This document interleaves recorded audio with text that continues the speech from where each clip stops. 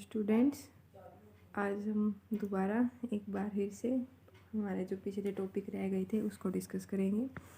सबसे पहले हम पोस्टीरियर पिट्यूटरी ग्लैंड के सारे हार्मोन्स के बारे में डिस्कस करेंगे। हमने पिछले लेक्चर में जितने भी प्रीवियस है हमने सारे एपीजी के हार्मोन्स को डिस्कस किया था, तो अब हम किसको डिस्कस करेंगे? पोस्टीरियर पिट्यूटरी ग्लैंड के सभी हार्मोन्स को।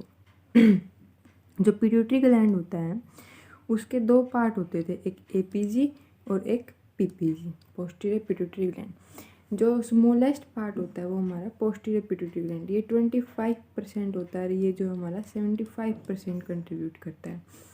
ठीक है, उसके बाद है कि ये जो हाइपोथैलेमस से किसके थ्रू कनेक्ट होता है। हमने पिछले लेक्चर में देखा था, जैसे ऊपर हाइपोथैलेमस है और नीचे पिट्यूटरी ग्लैंड होता है, तो हमारा जो ऊपर से हाइपोथैलेमस से नीचे तक आता था, एक एंटीरियर का एक पोस्टीरियर का।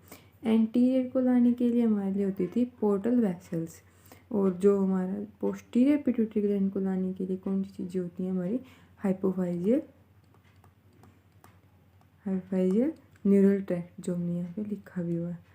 हाइपोफाइजियल न्यूरल ट्रैक्ट भी बोल सकते हैं, पिट्यूटरी स्टॉक भी बोल सकते हैं, कुछ भी बोल सकते हैं। ठीक है, उसके बाद ये नीचे इसके हमारे क्या होते थे? टर्मिनल बटन्स होते थे, जिसको हम पार्स नर्वोसाई बोलते थे, जहाँ पे ये स्टोर हो जाते हैं हार्मोन्स इनके। ठीक है, तो आज हम पोस्टीरियर पिट्यूटरी ग्लैंड के सारे हार्मोन्स के बारे में डिस्कस करेंगे। ठीक है, जो इम्पोर्टेंट वीडियो है, ध्यान से देखना इसको।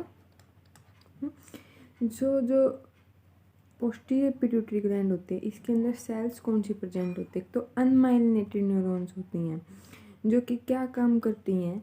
हाइपोथैलेमस से पोस्टीरियर पिट्यूटरी ग्लैंड तक ट्रांसपोर्ट करने का काम करवाती है, ट्रांसपोर्ट करने में हेल्प करती है हार्मोन की। ठीक, और पिट्यूसाइड सेल्स होती हैं, जिनका कोई काम नहीं होता, बस सपोर्टिंग सेल्स होती है, जो नॉन सिक्रेटरी नेचर की होती हैं। ठीक है, ये तो था हमारा पोस्टीरियर पिट्यूटरी ग्लैंड का बेसिक इंट्रोडक्शन। ठीक है, इसके बाद है हमारे इससे हार्मोन कौन से रिलीज होते हैं? पोस्टीरियर पिट्यूटरी ग्लैंड से दो हार्मोन रिलीज होते हैं, एक तो ऑक्सीटोसिन हार्मोन रिलीज होता है, एक एडीएच हार्मोन रिलीज होता है। तो सबसे पहले पढ़ेंगे हम ऑक्सीटोसिन हार्मोन के बारे में। ऑक्सीटोसिन हार्मोन को हम लव हार्मोन भी बोलते हैं, बर्थ हार्मोन भी बोलते हैं, इजैकुलेटरी हार्मोन भी बोलते हैं, कडल हार्मोन भी बोलते हैं, इकोबोलिस। ये क्यों बोलते हैं, इनके फंक्शन में आपको सब कुछ पता लग जाएगा। ठीक है, ये कहाँ से सिंथेसाइज होते हैं? हमारी पैरावेंट्रिकुलर न्यूक्लियाइज होती है हमारे ब्रेन हाइपोथैलेमस में, वहाँ से ये सिंथेसाइज होता है ऑक्सीटोसिन। ऑक्सीटोसिन का याद रखना, ऑक्सीटोसिन प्रेगनेंसी में काम आता है, और पी से पैरावेंट्रिकुलर न्यूक्लियाइज से रिलीज होता है। और स्टोर कहाँ पे जाता है? पार्स नर्वोसा के अंदर ये स्टोर होता है, इन पीपीजी, पोस्टीरियर पिट्यूटरी ग्लैंड के अंदर। अब आप सोचोगे पैरावेंट्रिकुलर न्यूक्लियाई होती कौन सी? देखो हम जैसे ये जो होती है ना, एक तो ये पैरावेंट्रिकुलर होती है, एक यहाँ पे सुप्रावेंट्रिकुलर। सुप्रावेंट्रिकुलर से हमारा एडीएच रिलीज होता है, और पैरावेंट्रिकल से हमारा ऑक्सीटोसिन रिलीज होता है। इसके बाद है फंक्शन क्या क्या होते हैं हमारे ऑक्सीटोसिन हार्मोन के। एक तो प्रेग्नेंट फीमेल में फंक्शन होता है। प्रेग्नेंट फीमेल में क्या फंक्शन होगा इसका? जैसे यूट्राइन कॉन्ट्रैक्शंस आती हैं, बेबी जब लेबर स्टार्ट होता है तो यूट्राइन कॉन्ट्रैक्शंस में हेल्प करता है। ठीक है, उसके बाद है कि लैक्टेटिंग फीमेल में जो मायो एपिथेलियल सेल्स होती हैं उनका कॉन्ट्रैक्शन करवाने में हेल्पफुल होता है। ठीक है, उसके बाद मेल्स के अंदर जो कॉन्ट्रैक्शन करवाता है स्मूथ मसल और वास्ट डिफरेंस की, तो उसमें हेल्पफुल होता है। ठीक है, प्रेग्नेंट फीमेल में तो ये क्या करेगा? पोलैरिटी को मेंटेन करके रखता है, मतलब कॉन्ट्रैक्शन रिलैक्सेशन की पोलैरिटी को मेंटेन करता है।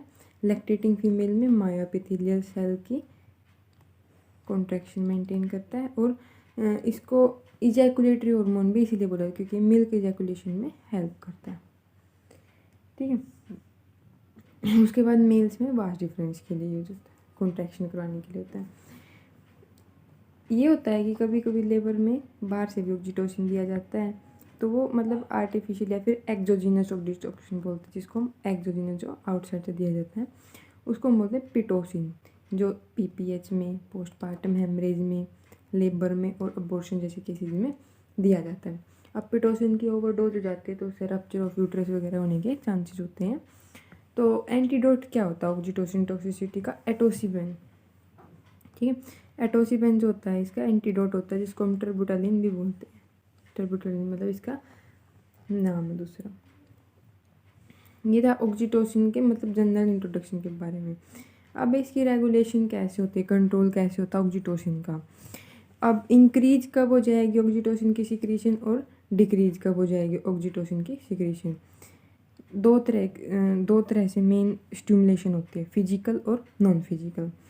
फिजिकल स्टिमुलेशन में क्या होगा कि कोई भी हमें फिजिकल स्टिमुलाई मिलेगा, जैसे कि सकिंग ऑफ निप्पल है, बेबी सक कर रहा है निप्पल को, तो ऑक्सीटोसिन रिलीज होएगा। लेकिन क्या है कंडीशन, ये अनकंडीशनल है, मतलब कोई कंडीशन नहीं रखी गई है यहाँ पे फिजिकल स्टिमुलेशन में।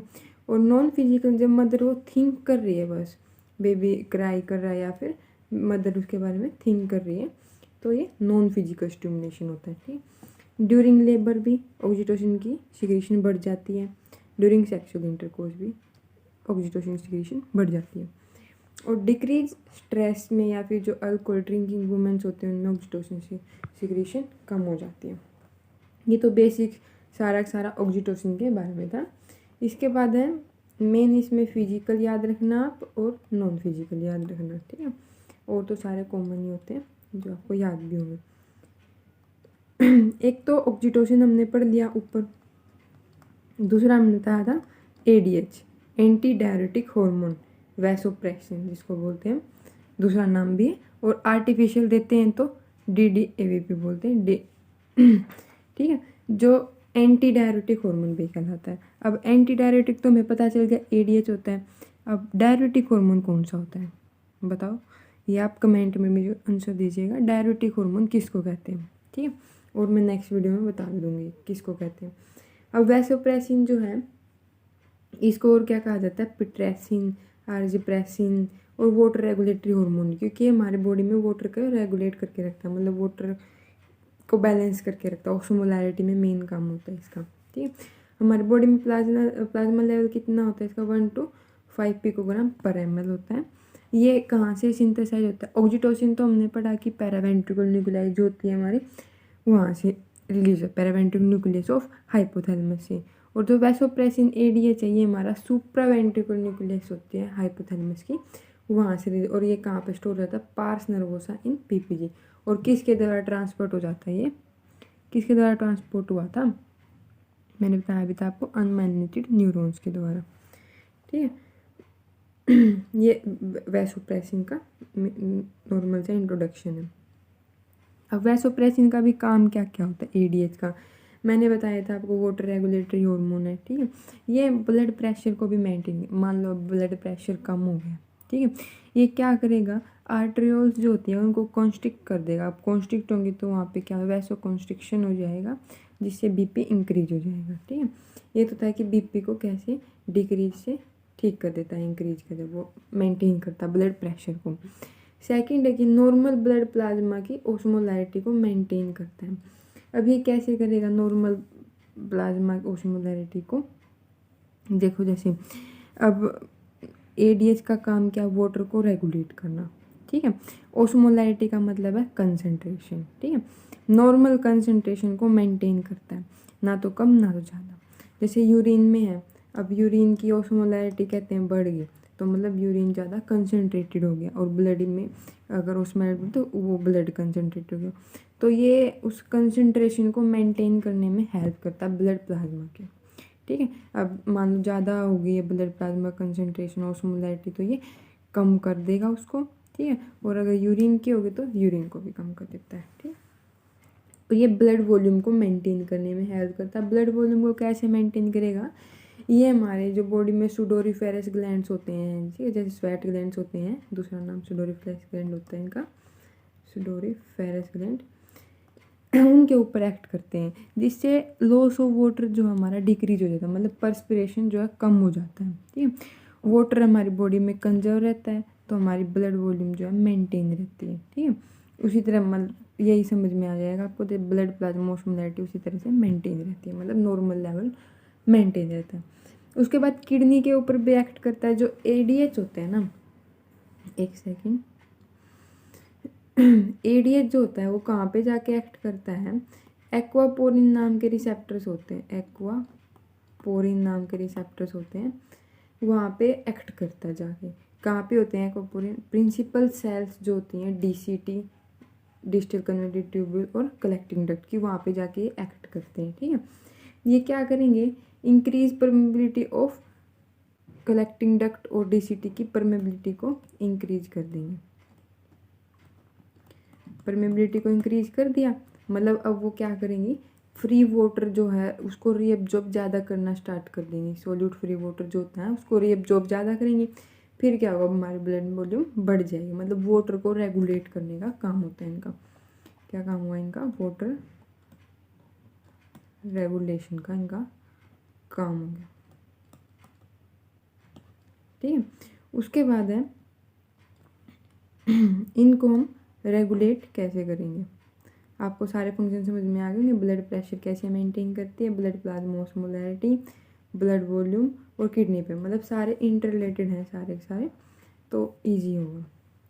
उसके बाद है कि रेगुलेशन ऑफ ADH सिक्रेशन कैसे होते हैं, मतलब ADH की सिक्रेशन कम ज़्यादा कैसे रेगुलेट की जाती है, किस किस कंडीशन में ADH ज़्यादा और किस किस कंडीशन में ADH कम हो जाता है। जब मान लो हाइपोवोलेमिया की स्टेट होती है, तो मान लो ब्लड वॉल्यूम मतलब कि कम हो गया, बॉडी के अंदर वॉल्यूम कम हो गया, तो हमारी ADH सिक्रेशन ज़्यादा होगी तो रीअब्जॉर्प्शन वाटर का ज़्यादा करवाएगी, तो हमारी ब्लड वॉल्यूम को मेंटेन करने के लिए उसको बढ़ना पड़ेगा। ठीक है, उसके बाद है ऑस्मोटिक स्टिमुलाई। अब मान लो ब्लड में ऑस्मोटिक मतलब कंसंट्रेशन ज़्यादा हो गई है, मतलब कि ब्लड वॉल्यूम कम हो गया दोबारा, तो फिर उसको बढ़ना पड़ेगा। ठीक है, 2 पॉइंट समझ में। उसके बाद है हाइपरनेट्रीमिया। अब हाइपरनेट्रीमिया बॉडी के अंदर कब होता है? जब हमारी बॉडी में सोडियम की कंसंट्रेशन ज़्यादा हो जाती है। सोडियम कब कंसनट्रेटेड, मतलब बॉडी में कंसंट्रेशन जब कब ज़्यादा होगी? जब हमारे यूरिन के थ्रू सोडियम पास आउट नहीं हो पाएगा। अब यूरिन के अंदर पास आउट नहीं हो रहा, मतलब कि कंसनट्रेटेड यूरिन पास आउट हो रहा है। ठीक है, तो मतलब ओस्मोलैरिटी फिर से कम हो गई है, सॉरी यूरिन की ज़्यादा हो गया, ब्लड की कम हो गई, तो भी ADH सिक्रेशन को बढ़ना पड़ेगा। और कम कब होगी? जब ADH सिक्रेशन मान लो कि हाइपर वॉल्यूमिया है बॉडी के अंदर, मतलब बॉडी के अंदर वॉल्यूम ज़्यादा हो गया, बॉडी ब्लड वॉल्यूम, तो उसको कम होना पड़ेगा। और ऑस्मोटिक स्टिमुलाई वही कि ओस्मोलैरिटी कम ज़्यादा हो गई है, तो भी इसको करना पड़ेगा। ठीक है, सॉरी कम हो गई है। ठीक है, ऑस्मोटिक स्टिमुलाई। सो आज हमने पढ़ा पोस्टीरियर पिट्यूटरी ग्लैंड के हॉर्मोन्स और उनके फंक्शंस, उनकी रेगुलेशन। नेक्स्ट क्लास में हम पढ़ेंगे कि ऑक्सीटोसिन और ADH से कौन सी प्रॉब्लम देखने को मिल सकती है, मतलब इनकी डिजीज़ कंडीशन, जैसे कि डायबिटीज़ इंसिपिडस के बारे में पढ़ेंगे हम, और SI-ADH के बारे में पढ़ेंगे। ठीक है, syndrome of inappropriate anti diuretic hormone. और आपका काम है कि डायरेटिक हार्मोन कौन सा होता है उसके बारे में आप फाइंड आउट करके आएंगे। ठीक है, सो थैंक यू।